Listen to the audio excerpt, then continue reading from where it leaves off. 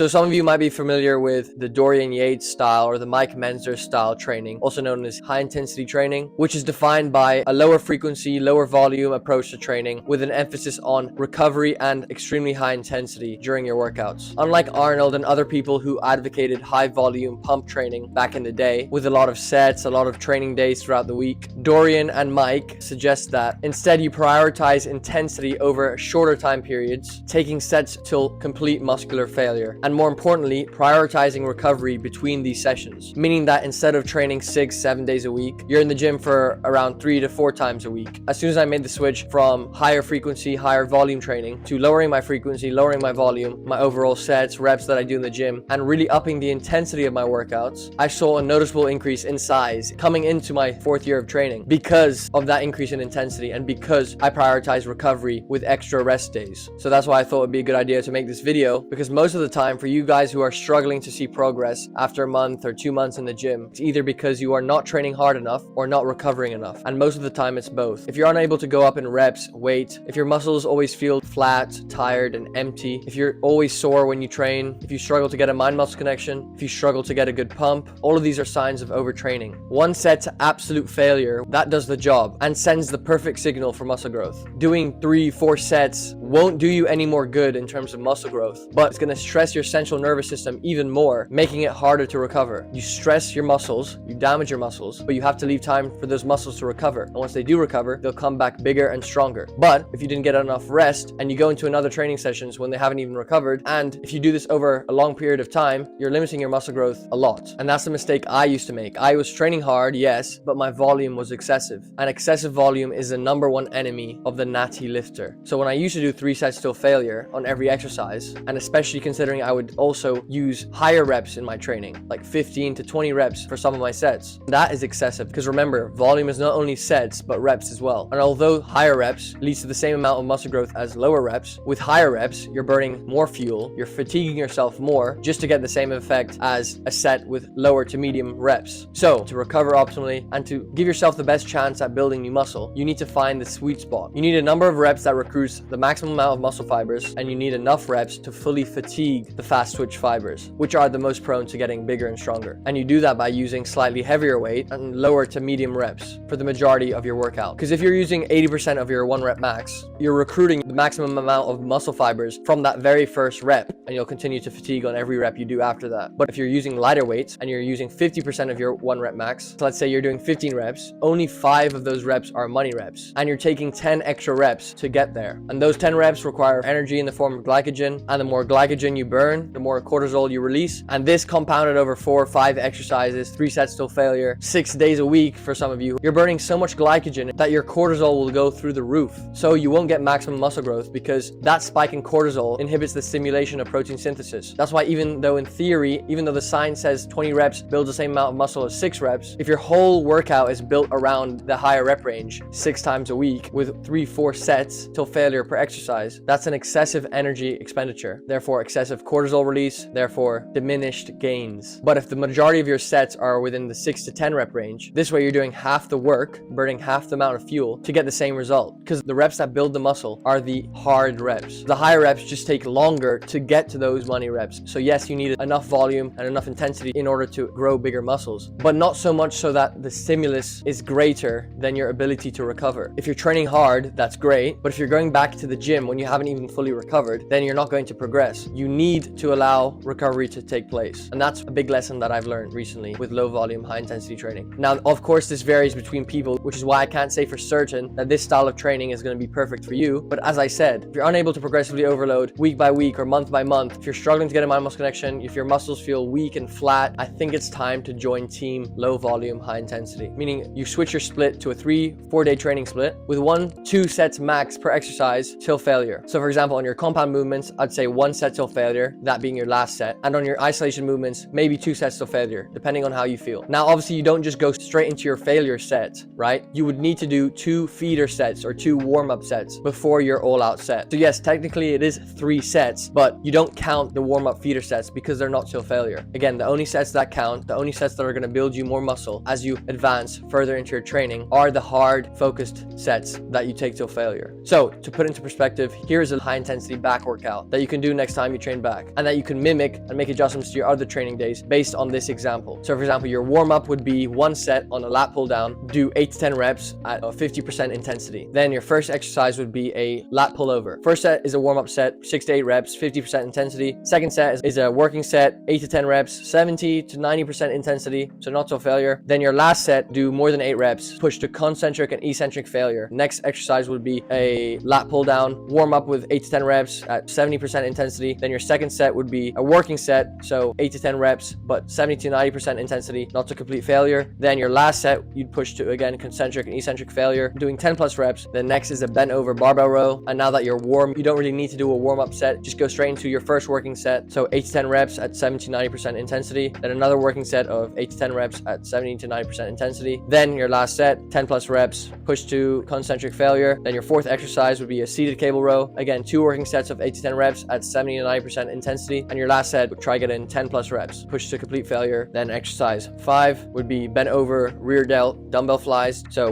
warm up with 8 to 10 reps at 70% intensity. Your second set would be a working set of 10 to 12 reps at 70 to 90% intensity. Then your last set would be a set till failure, try get in 12 plus reps. And finally would be barbell deadlifts. So warm up with 6 to 8 reps, 70% intensity. Then do a working set after that for 8 to 10 reps at 70 to 90% intensity. Then your last set, you push till failure until your form gets sloppy and try get in 8 plus reps. And part of your high intensity training is making sure that each set, each rep is as hard as possible. So each exercise should consist of squeezing the contraction and controlling the negative or the eccentric part of the movement. And each set should be performed once you've fully recovered and once you have your breath back. And make sure to focus on the muscle and the mechanics at all times when doing your sets. And if you train like this, you won't be able to last more than an hour in the gym. On top of this, you can also implement intensity techniques, especially for your weaker body parts. So one cool tip I've learned is, for example, if you have weak arms, weak biceps, weak triceps, then pushing past failure in your arm exercises, whether that's by adding a drop set, a rest pause, partials at the end of your bicep curls or tricep extensions. This is going to really help up the intensity and therefore is going to help you simulate more muscle growth. If you feel that you are not progressing as much as you'd like, try switch over to high intensity training and I guarantee that you will blow up in size. Now, obviously this style of training is a great way to build muscle, but it's also very intense. So after 6 weeks of high intensity training, you're going to want to do a 2-week deload, meaning 2 weeks of maintenance volume, pump training, not pushing till failure, 3 reps in reserve. Every set should be 12 to 15 reps, and then go back to 6 weeks of intense training. So that's the end of the video. Hope you enjoyed and found this helpful. Thank you for watching. Peace.